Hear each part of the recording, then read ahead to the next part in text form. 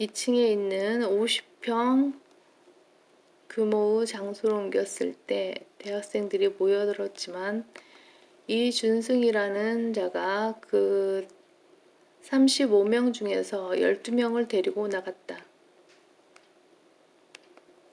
그 다음에 60명쯤 되었을 때는 김영균이라는 한국외국어대학교 서반어학과 조교수가 20명을 데리고 나갔으며 그 다음 180명을 간 넘었을 때는 나의 처조카인 이재명이 40여 명을 데리고 나갔다. 부목사로 일했던 이창회도 몇몇 사람들을 데리고 나갔고 영어 번역을 곧잘 한다던 윤여성 내외는 교회 안에 속칭 돈이 될 만한 직업 전문인들만 골라서 나가더니 장안동에서 모임을 차렸다. 마귀는 성경대로 믿는 교회의 등장을 가장 싫어한다는 사실을 알아야 한다. 그런 와중에도 새로운 성도들이 계속 찾아와서 빈 자리를 메꾸었다. 우리는 4년 8개월 동안 서민노조 빌딩에 있으면서 러크만 목사님 내외의 방문을 받았다. 당시 서민노조 위원장은 우리가 교회 간판도 달지 못하게 했다. 그 무렵 하나님의 돌보심으로 우리 교회는 방화동에 새로 건축 중이던 10층짜리 상가 건물에 7층 406평을 분양받았다. 그 희열을 상상할 수나 있겠는가.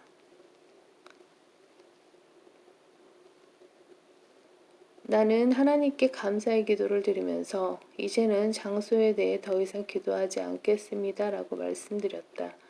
아마 주님께서는 네가 무엇을 아는데 라고 하셨을 것이다. 젊은 학생들이 꾸준히 교회를 찾아왔기에 계속해서 그들에게 성경을 가르치고 싶었다. 처음에는 펜사콜라 성경신학원으로 시작했는데 10년쯤 지나고 나니 교회에 속한 젊은이들이 거의 다 3년 과정을 수료해서 더 이상 공부할 학생이 없었다. 그래서 킹제임스 성경 신학교로 교명을 바꾸어 온라인으로 가르칠 계획을 구상하고 다시 시작했다.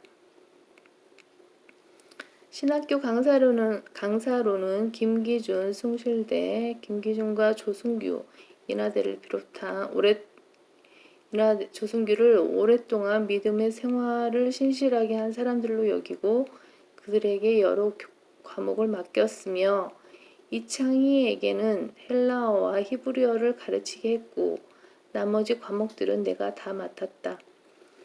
김기준과 조승규는 초창기부터 월간 성경대로 믿는 사람들과 여러 가지 서적을 출간하는 등 무척 고생을 많이 했다는 생각이 들어서 나는 그들에게 신학교 방학 때 이스라엘을 구경시켜 주겠다고 약속했다. 두 사람에게 내 사무실 옆에 방을 하나씩 주어 일하게 했는데 김기준은 번지르르한 얼굴에 비해 사무실을 너무 더럽게 사용해서 내가 2번이나 그의 사무실을 정돈해 주었다. 나는 당시에 물질적인 여유가 없었지만 한 사람당 500만 원의 비용을 지불해서 약속한 대로 두 사람을 이스라엘에 보내주었다. 그런데 그들이 이스라엘을 여행하고 돌아왔을 때 나에게 무슨 선물을 사왔는지 아는가? 독자 여러분은 놀라지 마시라. 수건을 사왔는데 그들은 그것을 선물로 여겼을지 모르지만 그것은 부엌에서나 쓰는 행주였다. 그들의 인격과 나에 대한 존경심이 그 정도였던 것이다. 상식 이하의 인간들을 신뢰하고 함께 사역했던 내가 너무 초라하게 보였다. 그럼에도 불구하고 나는 그들을 하나님께서 내게 보내주신 사람들이라 생각하고 참아냈다. 하지만 얼마 지나지 않아 그들은 자기들의 육신적인 면모를 드러내고 말았다.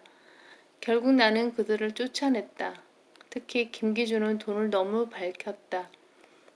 돈을 사랑하는 것이 모든 악의 뿌리니 이것을 욕심내는 어떤 사람들이 믿음에서 떠나 방황하다가 많은 슬픔으로 자신들을 찔렀도다. 디모데전서 6장 10절.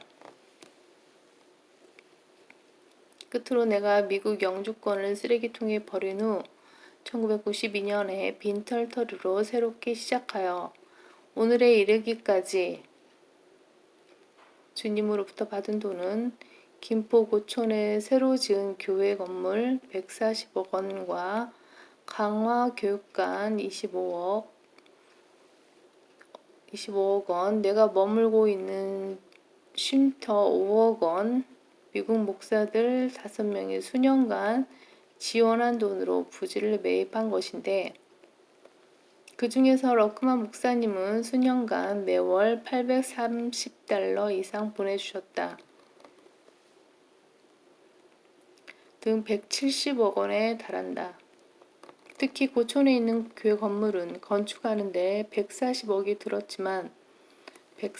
원이 들었지만 나는 우리 교회 성도들에게서 건축원금을 걷지 않고 완공했다. 어디 그것뿐이겠는가? 하나님께서 이 땅에 허락하신 바른 말씀인 한글 킹제임스 성경은 1994년 4월 12일에 신구약 합본이 출간된 이래로 지금까지 단 하루도 거르지 않고 매일 판매되어 25만 권 넘게 보급되었다.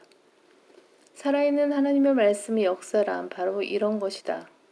하나님의 말씀은 살아있고 능력이 있어 양날이 있는 어떤 칼보다도 예리하여 혼과 영 그리고 관절과 골수를 찔러 가르고 마음의 생각들과 의도들을 판별하느니라. 히브리서 4장 12절.